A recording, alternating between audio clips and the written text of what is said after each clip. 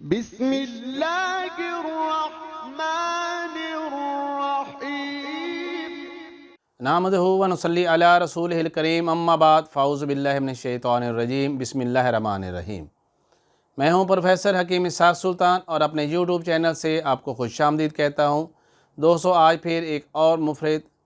دوا یعنی singer remedy کے ساتھ آپ کی خدمت میں حاضر ہوں۔ آج ہم بہت ہی مشہور و معروف سنگر ریمیڈی کے بارے میں بات کریں گے، جسے چرچٹا یا پٹھکنڈہ کہتے ہیں۔ یہ خضرا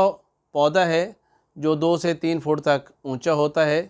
اور یہ جنوری کے اندر اس کی پیدائش ہوتی ہے، اور ستمبر میں یہ بالکل جوان ہوتا ہے، یعنی ابھی جو مہینہ چل رہا ہے۔ اس کے بعد جیسے سردی پڑے گی، اس کے پتے وہ جھڑنا شروع ہو جائیں گے، اور پھر یہ خشک ہونا شروع ہو جائے گا۔ ابھی یہ موسم ہے، یہ مہینہ ہے جہاں پر ہم اس پودے کو کلیکٹ کر سکتے ہیں اور اس کو سائے میں خشک کر سکتے ہیں۔ دوستو، اس کے پتے ہیں وہ 2 طرح کے ہوتے ہیں، یعنی پٹھکنڈہ وہ 2 طرح کا ملتا ہے، ایک سفید اور دوسرا سرخ۔ جو سفید ہوتا ہے دراصل شروع میں جیسے یہ پودے چھوٹے ہوتے ہیں تو ان کے جو اندر والی سائڈ ہوتی ہے وہ تھوڑی سی سفیدی میل نظر آتی ہے، جبکہ فرنٹ کا پتے کے جو ہوتا ہے وہ سبزی مائل ہی ہوتا ہے۔ لیکن جیسے ہی یہ پتے بڑے ہو جاتے ہیں، یہ آگے اور پیچھے دونوں طرف سے یہ سبز ہو جاتے ہیں۔ لیکن جو سرخی میل ہوتے ہیں وہ پتے بھی شروع کے اندر ان کے پتے وہ سرخی میل ہوتے ہیں، لیکن جیسے ہی وہ بڑے ہوتے ہیں وہ بھی سبز ہو جاتے ہیں۔ اس کو پٹھکنڈہ اس لیے کہا جاتا ہے کہ اس کے اوپر جو خوشہ لگتا ہے، وہ ڈالی جس کے اوپر اس کے بیج لگے ہوتے ہیں، ان کا رخ نیچے کی طرف ہوتا ہے، زمین کی طرف ہوتا ہے۔ جب اس کو اس طریقے سے اس کے بیج کو پر ہاتھ پھیرا جائے تو چونکہ وہ ٹیڑھے اور نیچے ہوتے ہیں، اسے وہ ہاتھ میں چبھ جاتے ہیں، اور یہ نیچے ہونے کی اس کا رخ زمین کی طرف ہوتا ہے، اس لیے اس کو پٹھکنڈہ کہا جاتا ہے۔ دوستو، بہت سارے طبی کتب کے اندر اس کا مزاج تو گرم خشک درجہ 2 میں لکھا گیا ہے، لیکن جب پریکٹیکلی ہم دیکھتے ہیں، جب ہم اسے ادویاتی طور پہ استعمال کرواتے ہیں تو ہمیں جو رزلٹ اس کے ملتے ہیں وہ گرم خشک کے نہیں ملتے، وہ بلکہ گرم تر کے ملتے ہیں، اور اس کے جتنے افعال و خواص ہیں وہ بھی گرم تر ہی ہوتے ہیں۔ اور خاص طور پر اس کا جو تخم ہے، جب ہم اس کو راکھ بنا لیتے ہیں یا جب ہم اسے کسی پیالے کے اندر بند کر کے اس کو جلاتے ہیں اور ایک کوئلہ سا بن جاتا ہے، اس کو جب ہم نے استعمال کروایا یا اس کے نمک کو جب ہم نے استعمال کروایا تو دونوں کے افعال جو تھے دوستو وہ بالکل گرم تر ہی تھے، گرم خشک نہیں تھے۔ مجھے کہیں پر بھی اس میں کوئی بھی ایسی علامت نہیں ملی کہ اس نے گرم خشک علامات دی ہوں۔ دوستو، یہ سب سے زیادہ جو کام کرنے والا ہے، ویسے تو اس کے سارے اجزاء ہیں، جیسے اس کی جڑ ہے، اس کے پتے ہیں، اس کے بیج ہے یا اس کی ٹہنی ہے، ساری ہی دوا میں استعمال ہوتی ہیں، پورے کا پورا پودا بھی دوا میں استعمال ہوتا ہے، لیکن زیادہ تر جو استعمال ہوتا ہے وہ اس کے جو بیج ہوتے ہیں، جسے ہم تخم پٹھکنڈہ یا چرچٹا کہتے ہیں، وہ استعمال ہوتے ہیں، اور پھر اس کا جلانے کے بعد اس کا نمک وہ استعمال ہوتا ہے۔ تو دوستو، اس میں جو سب سے زیادہ استعمال ہوتا ہے وہ ایک تو یہ ہے کہ یہ مدر بول ہے۔ مدر بول سے مراد یہ ہے کہ جس وقت مثانے کے اندر پیشاب بھرا ہوتا ہے لیکن مثانہ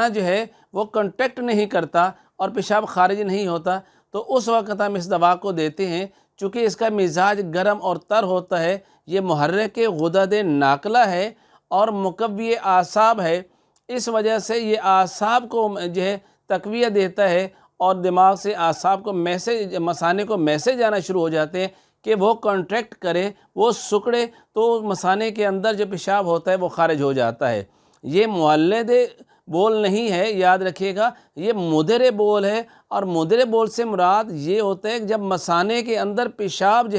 وہ تو جمع ہو چکا ہو لیکن مثانہ سکڑ نہ سکے اور خارج نہ ہو رہا ہو، تو جب ایسی کنڈیشن آئے، جب الٹرا ساؤنڈ میں یہ رپورٹ آ جائے کہ مثانہ تو پیشاب سے بھرا ہوا ہے لیکن مثانہ پیشاب کو خارج نہیں کر رہا، تو پھر ہم ایسی ادویات استعمال کرواتے ہیں جو مقوی اعصاب ہوتی ہیں، یعنی ضعف اعصاب کی وجہ سے جب دماغ سے میسیجز وہ مثانے تک نہ پہنچ رہے ہوں، تو پھر جب ہم یہ دوا دیتے ہیں تو اعصاب کو تقویت ملتی ہے، دماغ کو قوت ملتی ہے، اور دماغ سے جو میسیجز ہوتے ہیں وہ مثانے تک آنا شروع ہو جاتے ہیں، اور مثانہ کنٹریکٹ کر جاتا ہے، سکڑتا ہے اور پیشاب کو خارج کر دیتا ہے۔ یہ مفتت حسات ہے، یعنی یہ پتھری کو توڑنے والا ہے۔ تو پتھری بننے کے میکانزم کو اگر ہم سمجھتے ہیں تو دراصل پتھری ہمیشہ جو ہے وہ سردی اور خشکی کی وجہ سے بنتی ہے، سودا کی زیادتی سے بنتی ہے۔ جس وقت معدے کے اندر ذوف واقع ہو جاتا ہے، جب ہاضمے کا عمل انتہائی سست ہو رہا ہوتا ہے، تو اس وقت یورک ایسڈ جو ہے اس کی پیدائش بہت زیادہ بن جاتی ہے۔ یا ہم ایسے غذاؤں کے استعمال کر رہے ہوتے ہیں جن کے بائی پروڈکٹ کے اندر جو ہے وہ یورک ایسڈ بہت زیادہ پیدا ہو رہا ہوتا ہے، اور سیکنڈلی چونکہ یہ سردی خشکی کے اندر خون بھی چونکہ گاڑھا ہو جاتا ہے، رطوبات کی خون کے اندر کمی واقع ہو جاتی ہے، اس لیے جو گردے مواد خارج کرتے ہیں، فلٹر کرتے ہیں خون سے، وہ بھی بہت گاڑھا ہوتا ہے۔ جیسے ہی وہ فلٹر ہو کے گردے کے پیلوس میں آتے ہیں، حوض کلیہ میں آتا ہے، تو وہاں پر وہ رکنا شروع ہو جاتا ہے اور وہ پتھری کی شکل اختیار کر جاتا ہے۔ تو یہ جب ہم پٹھکنڈے کا استعمال کرواتے ہیں، خاص طور اس کے نمک کا جب استعمال کرواتے ہیں، تو جیسے میں نے بتایا اس کا مزاج گرم اور تر ہے، یعنی یہ حرارت بھی پیدا کرتا ہے اور رطوبت بھی پیدا کرتا ہے۔ یعنی ایک تو یہ ہے کہ یہ خون کی نالیوں کو پھیلاتا بھی ہے، کیونکہ سردی خشکی کی وجہ سے خون کی نالیاں سکڑی بھی تھیں اور خون جو ہے پلازما یا خون وہ گاڑھا بھی ہو گیا تھا، تو یہ کیا رطوبات زیادہ پیدا کر کے ایک تو اس مواد کو پتلا کرتا ہے اور اپنے حرارت کی وجہ سے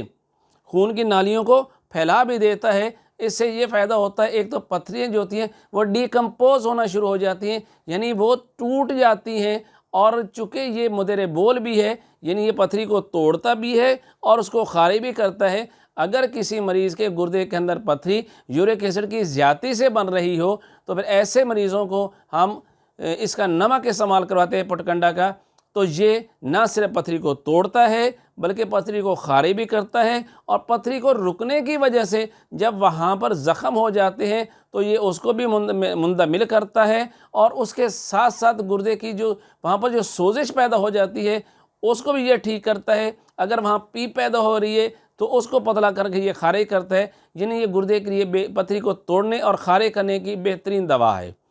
اس کے علاوہ اگر گردے کے اندر گرمی خشکی کی وجہ سے ورم کلیہ ہار ہو جائے، یعنی گردے میں ہائیڈرونیفرائٹس ہو جائے جو کہ گرمی خشکی کی وجہ سے ہوتا ہے، تو یہ دوا چونکہ گرم اور تر ہے اس لیے یہ ہائیڈرونیفرائٹس کو ٹھیک کرتی ہے۔ یہ صفرا کی زیادتی کی وجہ سے جو گردے کے اندر ورم پیدا ہوتا ہے اس کو تحلیل کرتی ہے، اور گردے کے اندر جو درد ہو رہا ہوتا ہے، جو بھاری پن ہوتا ہے، اس کو ٹھیک کرتی ہے، اور ورم کلیہ ہار کی وجہ سے گردے جی کے نیفران چونکہ سوزشناک ہو جاتے ہیں اور وہ خون سے زردی مواد اور زہریلے مواد کو فلٹر نہیں کر رہے ہوتے، تو یہ اس کو بھی اس کے فنکشن کو بھی بہتر کرتی ہے، اور گردے جو ہیں وہ اس سے پیشاب بھی خارج ہونا شروع ہو جاتا ہے۔ اگر مریض کو تقطیر بول یعنی پیشاب کرنے کے ساتھ جلن ہو رہی ہوتی تو یہ اس کو بھی ٹھیک کر دیتی ہے۔ اس کے علاوہ یہ دمہ اور کھانسی کے لیے بہت ہی کمال کی دوا ہے، مگر جیسے میں نے بتایا اس کا مزاج گرم اور تر ہے، تو کون سی کھانسی اور دمہ کے لیے یہ مفید ہے اور کون سی کھانسی اور دمہ کو یہ نقصان دیتا ہے؟ پہلے تو یہ دیکھیے، کھانسی اور دمہ میں نہیں سمجھتا کہ یہ کوئی بیماری ہے۔ کھانسی پھیپھڑوں کا ایک فعل ہوتا ہے، پھیپھڑوں کے اپنی نالیوں کے اندر جو مواد ہے اس کو خارج کرنے کے لیے، اگر تو وہ مواد پانی کی طرح پتلا ہے اس کے اندر، تو چونکہ یہ گرم تر ہے مزاج میں پٹھکنڈہ، اور ہم اسے گرم کھار بھی کہتے ہیں، اور کھاریں ہمیشہ مولد رطوبات ہوتی ہیں، اگر مریض کو پہلے ہی کھانسی ایسی آ رہی ہے جس میں بالکل پانی کی طرح پتلا مواد خارج ہوتا ہے، تو پٹھکنڈہ دینے سے مریض کو نقصان ہو جائے گا۔ تو دوستو پھر استعمال کہاں پہ کروائیں گے؟ ہاں، اس کے بارے میں آپ کو وہ تفصیل سے بتاتا ہوں کہ جس وقت پھیپھڑوں کی نالیوں میں سودا کی زیادتی کی وجہ سے بلغم خشک ہو اور چھوٹی چھوٹی گلٹیوں کی شکل میں، ڈھیلیوں کی شکل میں خارج ہو، تو اس وقت آپ یہ دوا استعمال کروائیں گے، تو ایک تو اپنے حرارت کی وجہ سے بلغم کو پگھلائے گا اور رطوبت کی وجہ سے اس کو پتلا کرے گا، اور اس طرح کھانسی جب مریض کرے گا تو آرام سے وہ بلغم خارج ہو جائے گی، اور ایسا ایسا نہ صرف اس بلغم کی پیدائش کو ختم ہو جائے گا بلکہ اس کا اخراج بھی ٹھیک ہو کے مریض کی کھانسی بالکل ٹھیک ہو جائے گی۔ اس طرح اگر دمہ کے اندر بھی، جسے ہم دمہ یابس کہتے ہیں، یا خشکی کی وجہ سے جو دمہ ہو رہا ہوتا ہے، اور اس میں بھی یہ بہت ہی مفید دوا ہے۔ اس کے علاوہ اگر کسی مریض کو کھانسی آتی ہے یا اس کو دمے کی شکایت ہوتی ہے اور اس میں گاڑھا پیلے رنگ کا بلغم خارج ہو رہا ہوتا ہے، تو بھی یہ دوا بہت ہی کارآمد ہے، یعنی پٹھکنڈہ کا نمک یا پٹھکنڈہ کا تخم۔ اب میں آپ کو اس کے ایک تو بتا دوں کہ اس کے تخم کو کیسے ہم استعمال کرواتے ہیں، اس کے بیج کو کیسے استعمال کرواتے ہیں۔ آپ اس کے بیج لیجئے، مٹی وغیرہ سے اس کو اچھی طرح صاف کر لیجئے، ایک توے کے اوپر جو ہے وہ بیج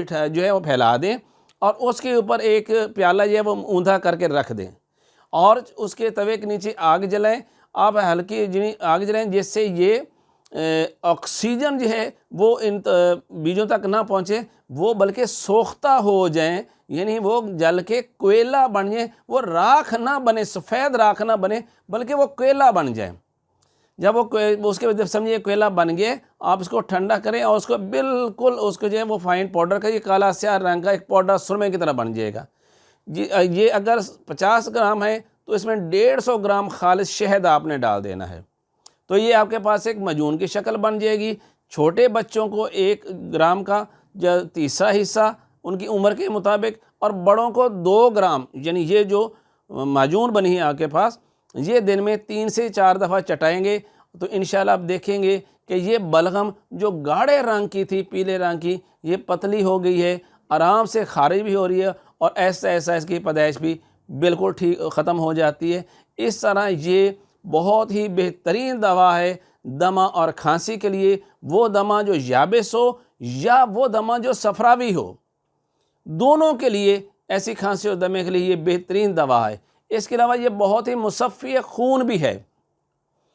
مصفی خون سے مراد یہ ہے کہ جب مریض کو پھوڑے پھنسیاں نکلیں اور اس میں یا تو پی بن جائے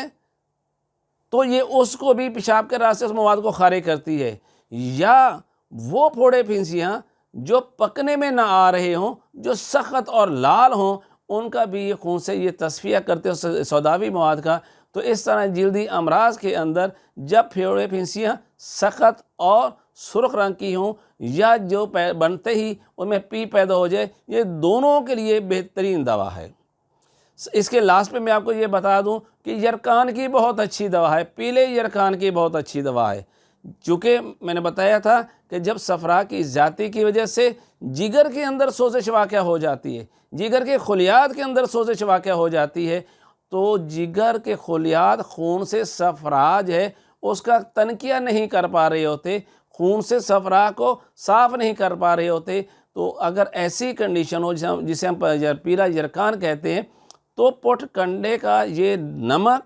یا پٹھکنڈے کا جو بیج ہے ان کو ویسے ہی صفوف بنا کر یا اس کے پتوں کو خشک کر کے صفوف بنا کر 2 گرام کی مقدار میں پتے یا اس کے تخم ہیں، اور اگر یہ ہم نے استعمال کرنا ہے اس کا نمک تو وہ 2 سے 4 رتی کی مقدار کے اندر دن میں 3 سے 4 دفعہ پانی کے ساتھ استعمال کروائیں، تو یہ جگر کے خلیات کی سوزش کو اتار دیتا ہے، جس کے بعد جگر میں قوت بھی آ جاتی ہے اور وہ صفرا کا تنکیہ خون سے کرنا شروع کر دیتا ہے، جس کی وجہ سے یرکان بالکل ٹھیک ہو جاتا ہے۔ اور دوستو میں آپ کو یہ بھی بتا دوں، اسائٹس یا پیٹ میں پانی پڑنا یا استسقائے زکی جسے ہم ہماری طب کی زبان میں کہتے ہیں، ہم کہتے ہیں کہ استسقائے زکی دراصل یہ بگڑا ہوا پیلا یرکان ہوتا ہے۔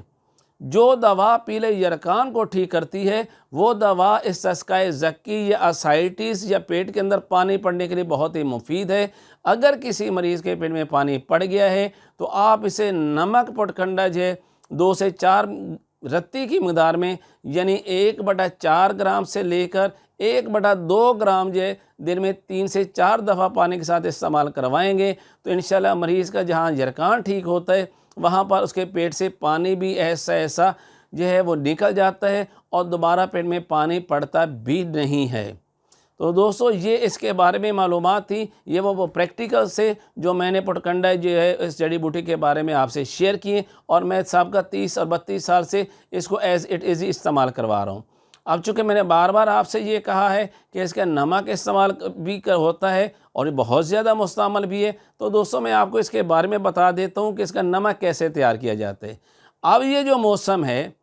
یہ جو سپٹمبر کا مہینہ ہے، ابھی سردی نہیں پڑی، اس میں جو ہے یہ پٹھکنڈہ کے پودے پوری طرح جوان بھی ہیں، پوری طرح سرسبز بھی ہیں، ان کے اوپر بیج بھی آئے ہوئے ہیں، یعنی اس کے 5 انگ آپ کو اس ٹائم مل سکتے ہیں۔ آپ ان کو جڑ سمیت اکھاڑ لیجئے، مٹی وغیرہ سے اچھی طرح صاف کر لیجئے اور اسے سائے میں خشک کر لیجئے۔ جب یہ بالکل خشک ہو جائیں تو پھر آپ اسے کسی برتن میں رکھ کے آگ لگا دیں۔ تو آپ دیکھیں اس کو آگ بہت جلدی لگتی ہے، تو یہ بالکل جل جائے گی اور یہ بالکل کالی سیاہ رنگ کی راکھ بن جائے گی۔ اب اس راکھ کا وزن کر لیجئے، بالفرض اس کا راکھ کا وزن آپ کے پاس سے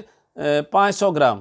تو اس سے 8 گنا جو ہے آپ نے اس میں پانی، جو کسی صاف برتن میں پانی لے کے اس کے اندر راکھ کو شامل کر لینا، اس کو ہلانا ہے اور 2 دن تک مختلف وقفوں سے اس کو ہلاتے رہیں تاکہ اس راکھ کے اندر جتنے بھی اس کی نمکیات ہیں وہ سارے کے سارے پانی میں حل ہو جائیں۔ اسے 2 دن کے بعد اس کا مقطر لینا ہے، یعنی آپ روئی جو ہے وہ برتن کے آگے لگا کے اس پانی کو ایسا ایسا جو ہے اس میں سے فلٹر کریں گے تو صاف پانی جو ہے وہ برتن میں علیحدہ ہو جائے گا اور اس کی جو راکھ میں باقی بچے ہوئے مواد ہے وہ الگ ہو جائے گا۔ اس کے بعد اس برتن کو آپ آگ پہ رکھیں اور اس کو ویپوریٹ کریں، تو آپ دیکھیں جیسے جیسے پانی ویپوریٹ ہوتا چلا جاتا ہے، نمکیات جو ہیں وہ اس برتن کے اندر جمع ہو رہے ہیں اور ایٹ دی اینڈ جب پانی بالکل خشک ہو جاتا ہے تو یہ نمک آپ کے پاس حاصل ہوتا ہے۔ اس کو آپ نے شیشے کی جو باٹل ہے اس میں رکھنا ہے اور ایئر ٹائٹ رکھنا ہے، کیونکہ یہ نمک نمی کو بہت جلدی جذب کر لیتا ہے۔ تو یہ نمک جو ہے آپ تقریباً 2 سے 4 رتی کی مقدار میں دن میں 3 سے 4 دفعہ استعمال کرویں، اور جن جن امراض کے اوپر میں نے آپ سے بتایا ہے کہ یہ پتھری توڑنے کے لیے کام آتا ہے، یہ بلغم کو ختم کرتا ہے، یہ دمہ اور کھانسی کا علاج ہے، یہ ورم کلیہ ہار کا علاج ہے، یہ جرکان اور سسکہ زکی کا علاج ہے، یعنی پیٹ میں پانی پڑ جائے اس کا علاج ہے، یہ مدر بول ہے، یہ ورم کلیہ ہار